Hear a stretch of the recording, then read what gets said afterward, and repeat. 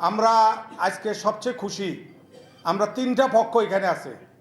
আমাদের যারা গার্ডিয়ান, আমাদের ধর্ম মন্ত্রণালয়, আমাদের সৌদি পার্ট মোতাওয়াফি সামের উপস্থিত, এবং আমরা যারা স্টুডেন্ট, সবাই আমরা কিন্তু রাগ করলেন তো হেরে গেলেন, রাগারাগির কিছু নাই। আমরা আমরা চেয়ে নিতে হবে। ওনারা তো আর বিদেশি না, আমাদের কি ধর্ম মন্ত্রণালয় না? আমরা আমরা যদি পাই, অসুবিধা কি? ওনাদের অভিজ্ঞতা আছে, এটা কি আপনারা স্বীকার করেন? এই অভিজ্ঞতা ছাড়া এখানে কেউ বসে নাই। আর এটা কিন্তু অন্য অন্য মন্ত্রণালয়ের মতো না। আমাদের উপদেষ্টা মহোদয় এবং আমাদের আপনি জানেন সচিব মহোদয়, আমাদের কি ধর্ম বিষয়ক মন্ত্রণালয় অধিদপ্তর অনেকগুলো আছে না, নাম বলে সময় নষ্ট করবো না। স্পেশালি আমাদের কনসার্ন অফিসার আজকে উপস্থিত। আপনারা কি সবাই খুশি? আপনারা কি জানেন হজ পরবর্তীতে আমাদের একটা মিলন মেলা হয়, এবার কি হয়েছে? তাহলে আমরা কিভাবে ওনাদের সাথে আমাদের আরো ইন্টিমেসি হবে? আমরা তো আমাদের সম্বন্ধে আমাদের তো ফালসেও ধরা জানে না যে কে কিরকম। বাপের সন্তান একজন একরকম হবে, কারণ আমাদের সম্বন্ধে তো জানিই না, এই বন্দোবস্ত আমরা করতে পারি নাই। আপনারা জানেন এবার হজে যে আমাদের হজ যে শেষ হইলো, শয়তানের কঙ্কর মারার পরের দিন আমাদের মিলন মেলাটা হয়। এবার হয়েছে 5 থেকে 7 দিন পরে, সবাই আমরা মদিনা চলে গেছি। তাহলে ওনারা আমাদেরকে চিনবে কিভাবে? এটার জন্য যারা করেছে, আজকে আমি বলবো আমাদের হাউসফুল, সবাই আমরা এখানে উপস্থিত। আমরা হজ খেদমতের সাথে জড়িত। আমরা মনে করি বৈষম্য বিরোধীরা আজকে সাকসেসফুল। আপনারা কি এটার সাথে একমত? এবং আমাদের সবসময় আমরা পজিটিভলি আমরা দেখব কিভাবে আমরা কি করা যায়। যেমন 1 নম্বরে দেখেন, মিনাতে আমরা তাবু পাই না, তাবু নিয়ে ঝগড়া বিবাদ চলতেছে। 13 তারিখে জানুয়ারির 13 তারিখে আমাদের আজকে যারা উপস্থিত আছেন ওনারা হজ চুক্তিতে যাবেন। আপনারা পয়েন্টগুলো বলেন, আমরা বৈষম্য বিরোধী থেকে লিখিতভাবে জানাইছি, এগুলো জানান, এগুলো ওনারা পজিটিভলি দেখবে। কারণ ওনারাও চায় ওনার সময় থাকাকালীন সর্বশ্রেষ্ঠ হজ ব্যবস্থাপনা যেন হয়। সব অফিসাররা এটা চায়। কোনো ডিসি কি চায় তার অন্য ডিসির থেকে সে খারাপ হোক? কেউ চায় না। এটা তাদের পবিত্র দায়িত্ব, সরকারি কর্মকর্তাদের পবিত্র দায়িত্ব এটা। সেহেতু এই যে তাবু আমরা পাই না, বাস পাই না, এটা কেন আমরা পাচ্ছি না? আমরা তো টাকা দিয়ে যাচ্ছি। আগে জানেন যে আমরা 1089 রিয়াল দিতাম। আমি ওনাদেরকে রিকোয়েস্ট করব হজ চুক্তিতে আমাদেরকে নিয়ে যান, আমাদের 2 জনকে। আপনারা আজকে এখান থেকে যে দাবি উঠছে, মন্ত্রণালয় আপনারা 11 সদস্য বিশিষ্ট একটা কমিটি করেন। আমাদের প্রশাসক মহোদয়গুলো জানে না, একজনের একটা বসাই দিছে। অলরেডি আমাদের ইলেকশন বোর্ড হয়ে গেছে, নির্বাচন বোর্ড, আপিল বোর্ড। ইনশাল্লাহ 2 মাসের মধ্যে আমাদের নেতৃবৃন্দ আসবেন। আপনারা সুবিচার করবেন, যারা এই লাইনে জানে তাদেরকে নির্বাচিত করবেন।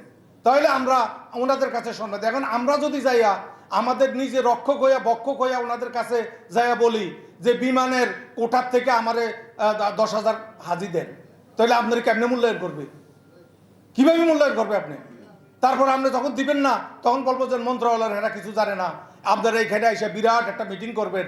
তাহলে ওনারা আপনাদেরকে ভালো জানবে কেমনে? জুইফুর রহমান আল্লাহ দায়িত্ব দিয়েছে হাজিদের।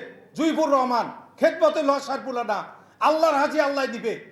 যার কাছে আল্লাহ কবুল করছে, যে বলছে লাব্বাইক আল্লাহ লাব্বাইক, যখন ইব্রাহিম আলাইহিস সালাম রুহদেরকে বলছিল, যে জবাব দিছে লাব্বাইক আল্লাহ লাব্বাইক, সে আল্লাহর ঘরে যাবে। এটা কি বিশ্বাস করেন আপনারা? তাহলে কেন আপনারা আশঙ্কা করতেছেন যে হজ ব্যবস্থাপনা নিয়ে? হজ ব্যবস্থাপনার কোনো সমস্যা হবে না। আপনারা পজিটিভলি আপনারা চিন্তা করেন। ইনশাল্লাহ আমরা মনে করি আমরা অনেক সমস্যা আছে, আমরা এখনো লাইসেন্স শুনানি চলে, এখনো এনলিস্টেড আসে না। আমার রিকোয়েস্ট থাকবো, আমি 7টা হজ পরিচালনার সাথে জড়িত ছিলাম। আমার সময় 3rd ক্যারিয়ার ওপেন করে দেওয়া হয়েছিল এই 1 বছরেই। আপনারা জানেন হজ চুক্তি যখন মাননীয় প্রধানমন্ত্রীর সাথে আমি একক মিটিং করেছিলাম, বলছিল যে এটা কিভাবে সম্ভব, ধর্মমন্ত্রী তো বলে গেল, বিমানমন্ত্রী বলে গেল, আর কোনো কিছু সম্ভব না। আমি বলছিলাম কালকে আগামীকাল আপনাদের সচিবালয়টা আমাদের সাফারা সৌদি এম্বাসিডি দিয়ে দেন এবং বলেন যে এখানে তোমার আজকে পুরো বাংলাদেশের দায়িত্ব দিলাম, তুমি আমার 30,000 হাজি বাড়তে হবে, এটা করো। হয়ে গেছে, আমাদের হয়েছে না? হজ চুক্তিও কিন্তু নবায়ন হয়। সবকিছু সম্ভব। কোরআন হাদিস বদলায় না, দুনিয়াতে সবকিছু বদলায়। আজকের প্রধান অতিথি বিশেষ অতিথিকে আমি রিকোয়েস্ট করব এই জিনিসটা আপনারা একটু দেখেন। আর সবচেয়ে হলো আমাদের হজ হইলো ফরজ, সেখানে নফল লয়ে দৌড়াদৌড়ি শুরু হয়েছে। আমি বলবো আপনারা মিডিয়াতে বলেন যে হজ যে ফরজ, প্রিন্ট মিডিয়া, ইলেকট্রিক মিডিয়া, আপনারা প্রচার করেন টাকার অভাব নাই ধর্ম মন্ত্রণালয়। আপনারা আরো প্রচার করেন যে আমাদের আগে 13 কোটি মানুষ বিবেচনা করে 1,87,000 হাজির আমাদের কোটা। আমরা 5 বছর এই কোটা পূরণ করতে পারি না। আমাদের কোটা তো সর্বনাশ হয়ে যাবে এবার যদি আমরা না করতে পারি। আর আমাদের এখন লোক হলে 18 কোটি, আমাদের কোটা হওয়ার কথা 1,80,000, তাই না? সেহেতু আমাদের কোথায় কি অবস্থা, সেহেতু আমরা বলবো এই যে আমরা উমরা লাইসেন্স আপনারা দিচ্ছেন আমাদেরকে, আমরা উমরার কাজ করতে পারি না। আপনারা এখন কিভাবে আমি এই নবায়নের 87,000 টাকা দেই? আগে ছিল 2003-এ যখন আমরা হজ লাইসেন্স শুরু করি তখন আমাদের রিনিউয়াল বিল ছিল 1,000, পরে করছেন 2,500, এখন করে লাইসেন্স আপনারা 25,000। আমি বলবো রিনিউয়াল ফিটাও আপনারা আমাদের, কারণ আমাদের যে লাইসেন্স আছে 5 ভাগের 1 ভাগ লাইসেন্স আমরা কাজ করতে পারি না। আর আমাদের যে উমরার ব্যাপারটা, উমরা তো আমরা কাজই করতে পারি না। আপনি আমাদের টাকা দিচ্ছেন, এই ধর্ম মন্ত্রণালয় কি টাকা নেওয়া কি হালাল হয়? কাজে তো নেই আমাদের, তো এই হারাম কাজের মধ্যে কেন আপনারা যাবেন? আর একটা জিনিস হইলো এফডিআর আমাদের আগে 10 লাখ ছিল, 10 সালে রাখা হোক, আর মেয়াদ টানানোর দরকার নাই, কারণ আমাদের তো কাজে নেই। আমরা দাবি করতেছি আজকে এটা সাধারণ সভা, আপনারা কি সবাই 10 লাখের পক্ষে?